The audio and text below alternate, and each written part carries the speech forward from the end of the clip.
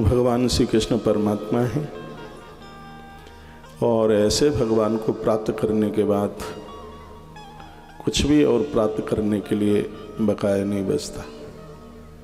ऐसी भागवत की कथा जो हमें चार पुरुषार्थ देती है, धर्मार्थ काम मोक्षाणाम साधनम स्यान संशय, इसमें बिल्कुल भी संशय नहीं है। यह कथा हमें धर्म अर्थ काम और मोक्ष, यह हमें चार पुरुषार्थों को दे देती है। धुंधुकारी का चरित्र, महात्मा गोकर्ण की कथा जो सुनी, एक बन के बांस के वन में कथा का आयोजन किया गया और उसमें धुंधुकारी मुक्त हुआ। उसके लिए दिव्य विमान आया, उस विमान पर आरूढ़ होता हुआ वो भगवान के धाम चला गया। कहना यह है कि मरे हुए लोगों का उद्धार कथा कर देती है तो जिंदे जी लोगों का आत्मकल्याण क्यों नहीं करेगी। वो सच यही है, अनेकानेक जन्मों के पुण्योदित होते हैं तब ही कहीं भागवत जैसे पवित्र ग्रंथ की कथा सुनने का सौभाग्य प्राप्त होता है।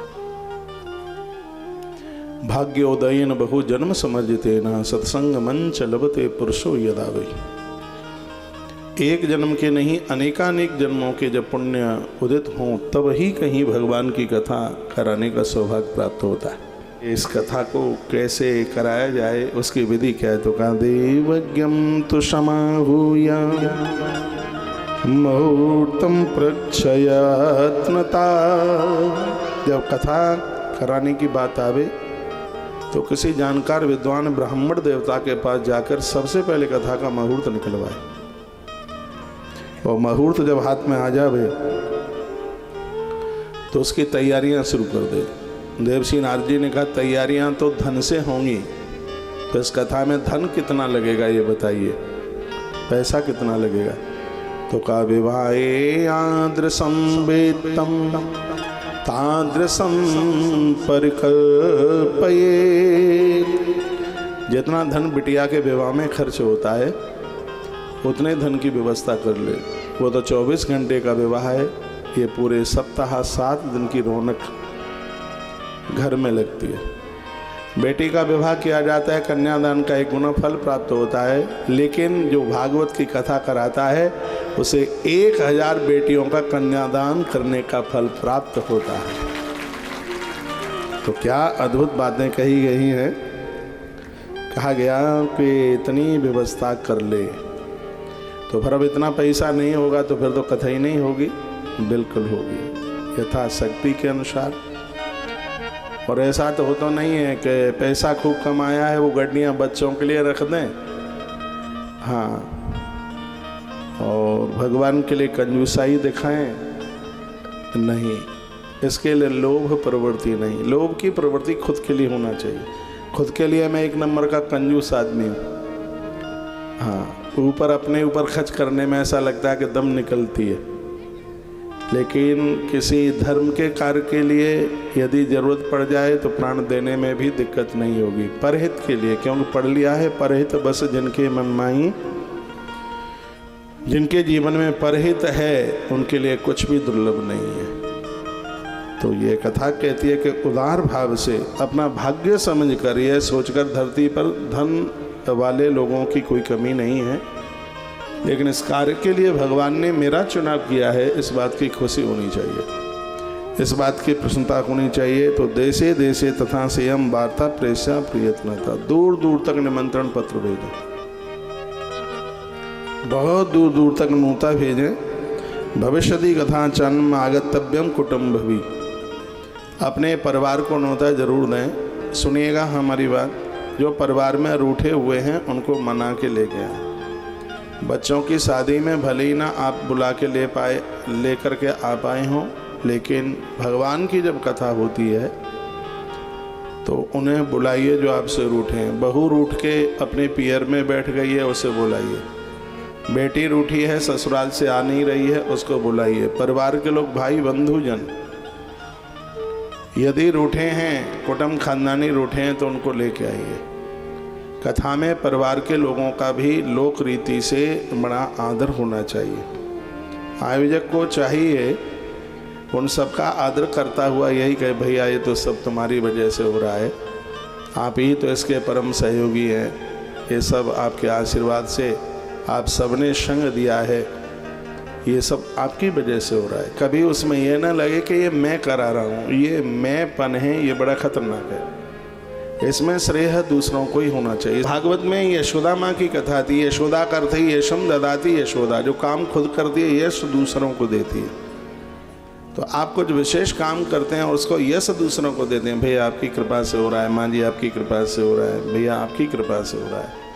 इसमें हम क्या है, हम तो कुछ भी नहीं कर सकते हैं। ये इतना ऐसा श्रेय, ऐसा ध्येय, ऐसा होना चाहिए। तो वर्णन किया गया भविष्य कथा छात्र आगतव्यम कुटुंबवी। कोई भी कार्य है, परिवार जब इकट्ठा होता है तो बहुत अच्छा लगता है। मामा के भाई बच्चों को बुलाइए, बुआ मौसी, परिवार, चाचा ताऊ, बड़े पापा, बड़े बाबा, पूरा का पूरा कुटुंब खानदान सब इकट्ठा हो जाए, ऐसा भागवत में लिखा है। अपनी तरफ से कुछ नहीं बोल रहा हूँ। और मैं निवेदन करूँगा, यदि कुछ अनबन होती है, आप बच्चों के विवाह में नहीं जा पाते हैं, चलो कोई ऐसी बात नहीं है, लेकिन आपके परिवार में, खानदान में यदि कोई भगवान की कथा करा रहा है तो उसमें आप रुकना मत कभी भी। यदि रुक गए तो समझ लो कि पुण्य कम थे, इसलिए हाजिरी नहीं लग पाई।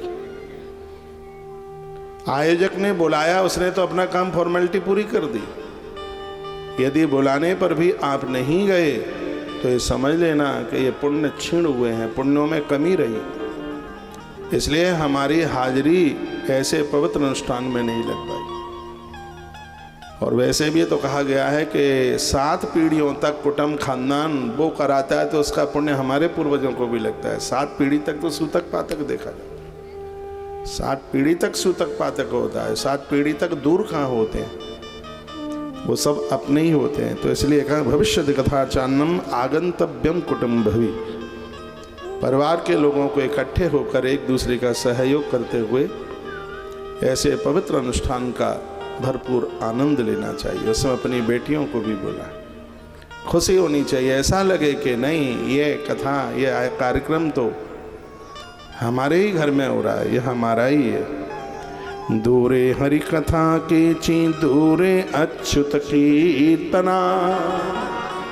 भगवान की कथा, भगवान का कीर्तन यदि दूर भी हो रहा हो, आपके घर से बहुत दूर है, पैदल चलना पड़े तो भी चूकना मत, क्योंकि कथा जितनी दूर होगी उतने यज्ञ करने का फल ज़्यादा होगा। क्योंकि हर चरण पर एक एक अश्वमेध यज्ञ करने का फल प्राप्त होता है इस कथा में। आप में ऐसे बहुत लोग होंगे जो पैदल भी आ रहे होंगे, ये बड़ा भाग्य है। हाँ, यदि ये सौभाग्य मिल पा रहा है, ये भगवान की बड़ी कृपा है। तेसैव पत्रम प्रेषम च तन लेखन मीतृतुम। पत्र वहाँ पर भेजें, चिट्ठियाँ भेजें, दूर दराज तक लोग आवें। सताम समाजो भविता सप्तरात्रम सुदुर्लभम दुर्लभ। ये 7 रात्रियाँ हैं वो अति दुर्लभ हैं, बहुत दुर्लभ है। तो भगवान कृपा करे तब यह सौभाग्य प्राप्त होता। पूर्व रस रूप ही कथा छात्र भविष्यति। पता नहीं भविष्य में कभी कथा हो पाएगी कि नहीं, ये रस वर्षण हो पाएगा कि नहीं। इसलिए इस रस का पूरा रसास्वादन किया जाए। रात्रि को 1 आध घड़ी तक भगवत नाम कीर्तन किया जाए, संकीर्तन किया जाए, सुबह फिर किया जावे। श्री भागवत पीयूष पानाय रसलम पढ़ा। इस रस को पीने के लिए ऐसे दौड़ पड़िए जैसे भूखा व्यक्ति, जैसे प्यासा व्यक्ति पानी के लिए टूट पड़ता है, दौड़ पड़ता है। इस कथा को पीने के लिए ऐसे ही दौड़ जाइए।